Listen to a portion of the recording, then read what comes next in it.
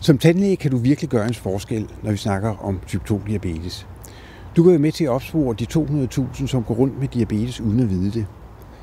Sidder du med en patient, som har en svær parodontose, og samtidig er overvægtig, eller har diabetes i familien, måske har haft diabetes i svangerskabet, har forhøjet blodtryk eller stillesiddende arbejde, så er der alt mulig grund til at opfordre patienten til at gå til læge og blive undersøgt for type 2-diabetes.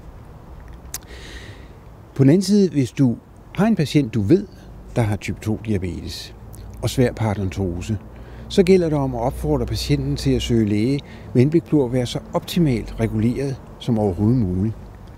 Måske har du som tandlæge en barriere for at spørge ind til, om patienten kunne have en diabetes.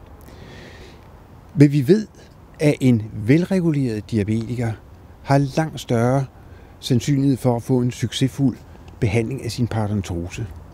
Så du har faktisk et fagligt argument for at opfordre patienten til at blive undersøgt for en mulig diabetes, og opfordre patienten til at få en velreguleret diabetes.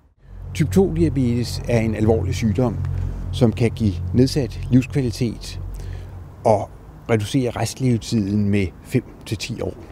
Når vi taler om de 200.000 mennesker, der går rundt med diabetes i Danmark uden at vide det, så har vi et paradoks.